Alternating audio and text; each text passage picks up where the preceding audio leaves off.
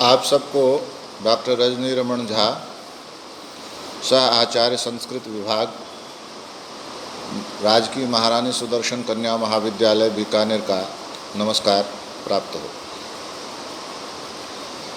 हमने द्रव्य लक्षण कल पढ़ लिया तर्क संग्रह में। अब हम द्रव्य के बाद, याद हो आपको, सप्त पदार्थ में सबसे पहला पदार्थ बताया है द्रव्य को, उसके बाद दूसरा पदार्थ बताया है गुण। तो गुण लक्षण हम गुणों के बारे में पढ़ते हैं। इसमें 24 प्रकार के गुण बताए गए हैं, यदि आपको याद हो, हमने पढ़ा था। तो अब उसका क्रम से उल्लेख है। तो चक्षुर मात्र ग्राह्यो गुणो रूपम, जो रूप नाम का गुण है वह चक्षुर मात्र ग्राह्यो, वह आँखों से ही ग्रहण करने योग्य है। यदि आप सोचते हैं कि मैं नाक से देख लूँगी या कान से देख लूँगी, तो वह संभव नहीं है, क्योंकि रूप जो है वह केवल आँखों से ही देखा जा सकता है। तो चक्षुर मात्र ग्राह्यो रूपम गुणो रूपम। अब वह गुण जो है, रूप नाम का जो गुण है, वह कितने प्रकार का होता है? तो कहते हैं तच्च शुक्ल नील पीत रक्त हरित कपीश चित्र भेदात सप्तविधम। वह 7 प्रकार का रूप होता है। रूप से यहाँ तात्पर्य रंग से लिया गया है। शुक्ल उजला, नील नीला, पीत पीला, रक्त लाल, हरित हरा, कपिश भूरा, और चित्र अलग अलग, जो कई तरह के एक साथ जब होते हैं तो उसको चित्र कहते हैं, चितकबरा कह सकते हैं इसको। तो इस तरह से 7 प्रकार के रूप होते हैं।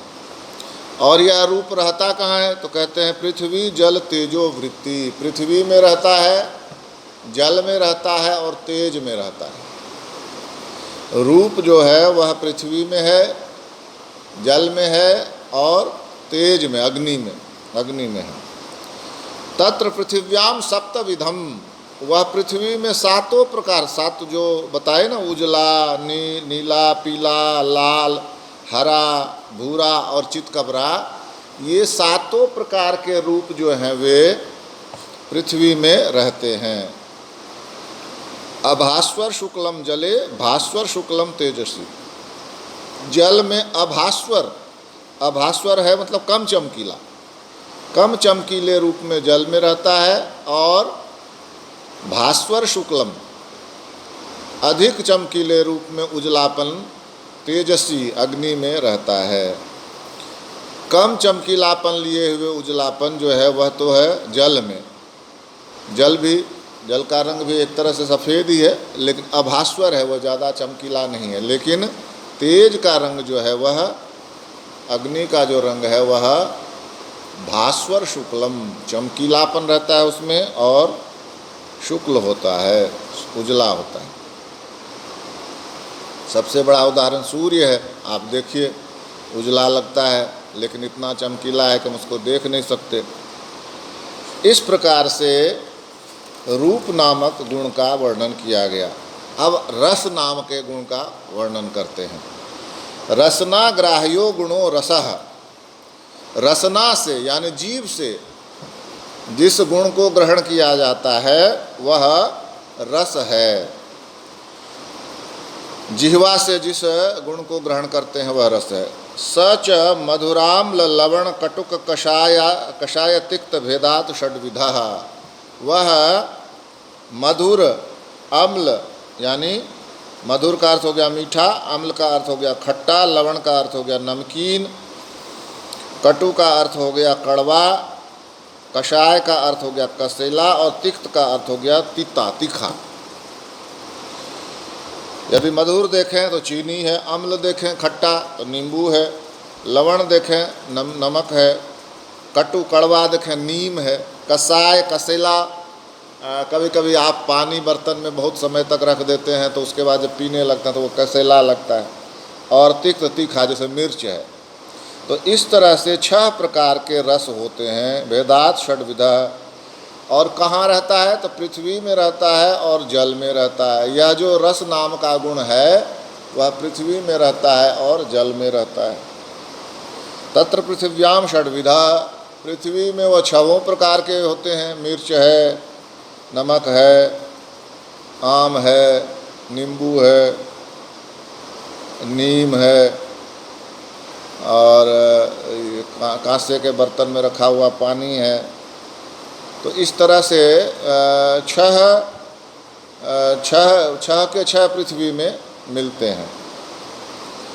और जल में तत्र पृथ्व्याम षड्विधा जले मधुर एव, जल में मधुर रहता है, मधुर गुण ही है, जल का मूल गुण मधुर है। यदि कहीं पर नमकीन जल मिलता है या कहते हैं फ्लोराइड युक्त जल है, तो यह जल का गुण नहीं है, उसमें वह मिल गए हैं, दूसरे दूसरे आकर पदार्थ आकर मिल गए हैं, इसलिए वह समुद्र का जल है जैसे नमकीन है तो उसमें नमक है इसलिए नमकीन है। आप चीनी डाल दें उसमें तो वह मीठा हो जाता है, और नींबू डाल दें तो वह खट्टा हो जाता है। तो मूल स्वभाव जल का जो है वह मधुर है, मीठा है।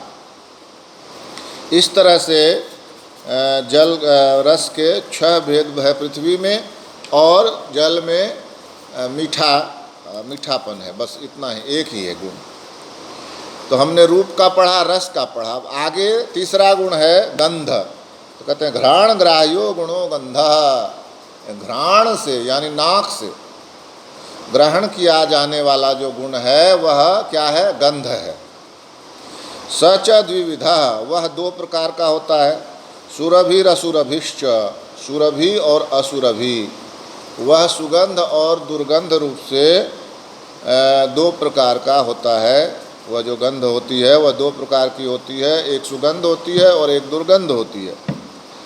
तो पृथ्वी मात्र वृत्ति है, केवल पृथ्वी में, गंध केवल पृथ्वी में ही रहती है और कहीं नहीं रहती।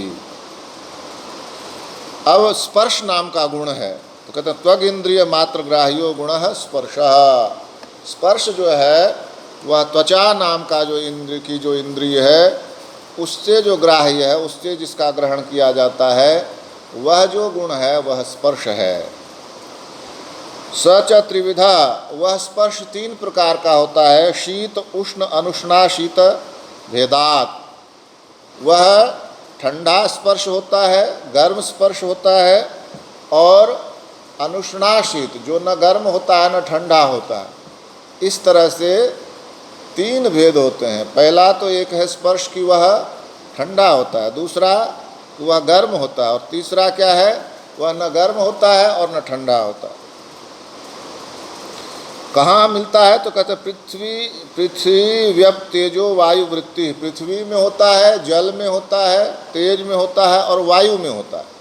चार जगह ये स्पर्श पाई जाती है, चार वस्तुओं में, पृथ्वी में, जल में, तेज में, अग्नि में और वायु में। तत्र शीतो जले, जल में कौन सा है स्पर्श होता है? तो ठंडा स्पर्श होता है। उष्णस तेजसी, और तेज में कौन सा स्पर्श होता है? तो उष्ण तेज होता है। और अनुष्णा शीतः पृथ्वी वायोः, वायवोः, पृथ्वी में और वायु में न तो ठंडा स्पर्श होता है न गर्म स्पर्श होता है। ये जो ठंडापन और गर्मपन जो इनका है वह गर्मी के कारण है या फिर सर्दी के कारण है। ये स्वयं न ठंडे होते हैं न गर्म होते हैं, लेकिन जल का स्वभाव शीत है, ठंडापन है। उष्णस तेजसी, और अग्नि का स्वभाव क्या है? उष्ण है। इस प्रकार से हमने स्पर्श नाम का गुण भी पढ़ा। अब आगे चलते हैं। रूपादि कहते हैं रूपादि चतुष्टयम पृथिव्याम पाकजम अनित्यम। रूप आदि जो चतुष्टय बताया गया, रूप रस गंध और स्पर्श, वह पाकज है, पृथ्वी में पाकज है। पाकज किसको कहते हैं? तो पाकज कहते हैं अग्नि के संयोग से, जो तेज के संयोग से जो उत्पन्न होता है उसको पाकज कहते हैं। जैसे रूप है, तो रूप मान लीजिए मिट्टी है, और मिट्टी तो पृथ्वी है, और मिट्टी से हम घड़ा बनाते हैं। तो घड़ा जो बनाते हैं यह मिट्टी में तेज का संयोग होता है, अग्नि का संयोग करके तभी तो पकाते हैं मिट्टी को। और घड़ा बनता है, तो इसलिए यह कहलाएगा पाकज। और रूप के बाद मान लो रूप रस, रस जो है वह रूप रस, रस जैसे क्या कहा, पृथ्वी में जो रस है वह 6 प्रकार के रस हैं, जैसे मधुर, अम्ल, लवण, कटुक, कषाय, तिक्त। और तो यह पाकज इसलिए हैं कि इसमें इनको मिलाना पड़ेगा, तब जाकर यह कहीं उसका स्वाद दे पाती है। ये पाकज होने के साथ अनित्य भी हैं। अनित्य इसलिए हैं कि ये उत्पन्न होते हैं। रस जो है, रस पृथ्वी में, जैसे मान लीजिए आम है, आम में मीठापन है, तो ये पकेगा तभी मीठापन लगेगा, पाकज। मान लो नींबू है, नींबू में खट्टापन होता है, तो वो पकेगा तभी उसमें खट्टापन आएगा, तो ये पाकज है। तेज पाकज मतलब जब पकेगा, पकने के बाद कोई भी वस्तु अपना स्वाद, रस तभी देती है जब वो पक जाती है। इसको आप ऐसे समझें कि जब आम, कच्चे आम आप खाते हैं तो खट्टे लगते हैं, लेकिन वही जब पक जाते हैं तो मीठे लगने लगते हैं, बिल्कुल उल्टा स्वाद हो जाता है। तो इसका मतलब यह है कि पाकज जो है, पकना, यह अग्नि का संयोग या तेज का संयोग जिस रूप में भी हो, चाहे तो आप घर पर पकाएं उसको, चाहे सूर्य की गर्मी से पकें। जैसे घड़े को घर पर पकाते हैं कुम्हार, लेकिन आम जो है वह सूर्य की गर्मी से पकता है।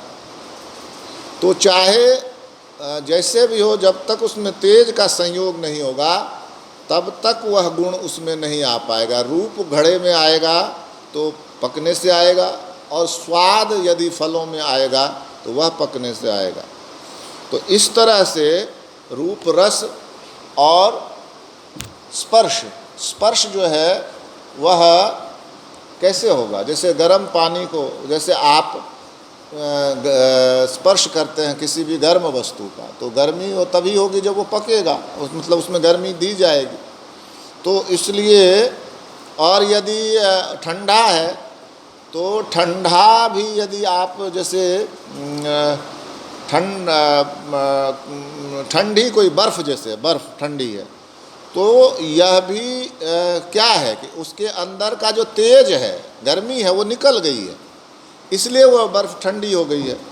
इसलिए ये जो कहा कि पाकज हैं, ये धनात्मक रूप में चाहे ऋणात्मक रूप में, बात वही है।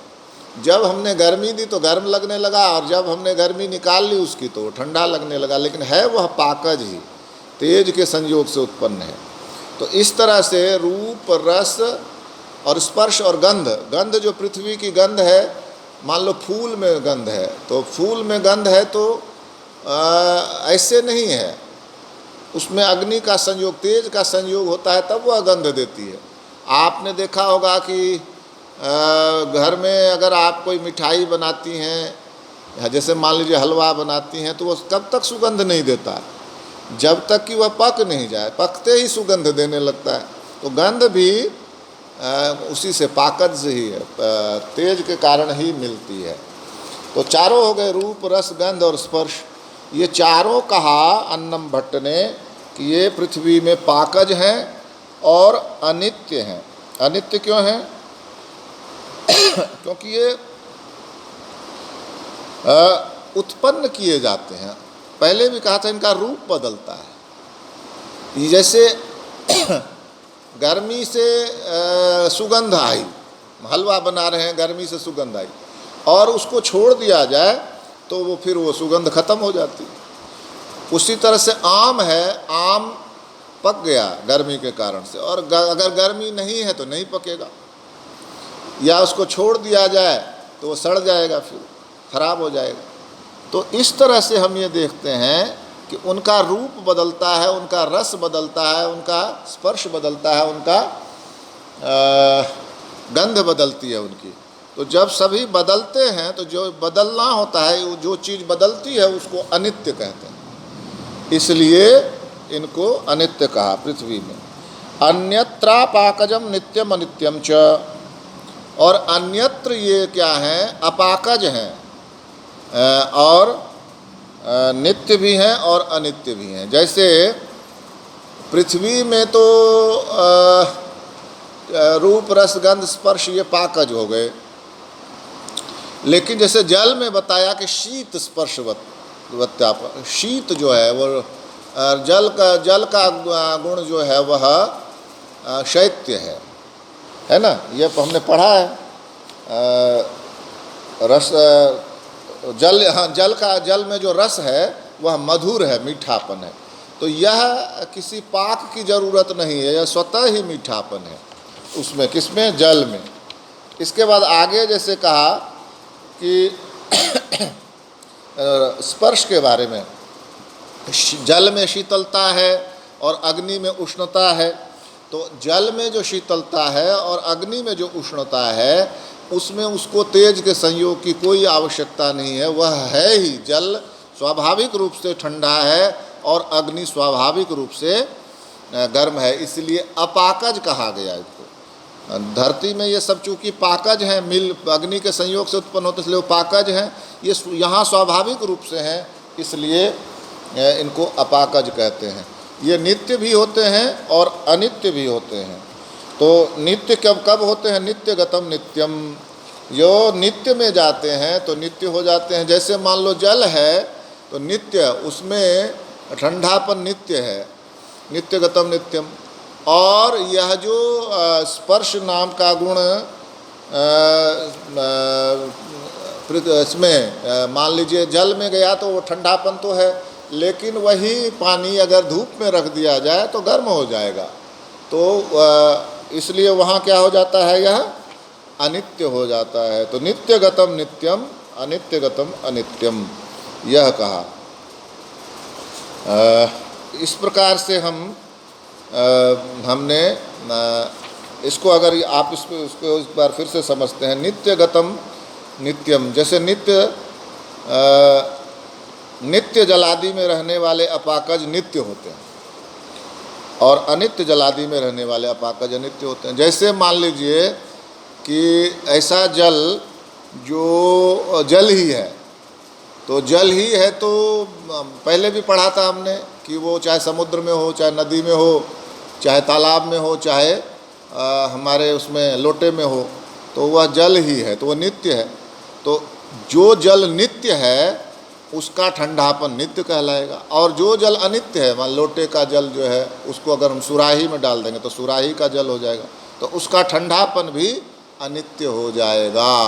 कैसे, तो जो सुराही की गर्मी है वो उसमें चली जाएगी, या जो ठंडापन है उसमें लोटे का जल और सुराही के जल में, सुराही का जल ठंडा मालूम होगा, तो वो जल जो है वह अधिक ठंडा हो गया, क्यों, सुराही के कारण से, और कम ठंडा रहा क्यों, लोटे के कारण से। इस प्रकार से जो नित्य में गया, नित्य जो जल है उसमें तो वह नित्य मधुरता है उसमें, और जो लोटे में है या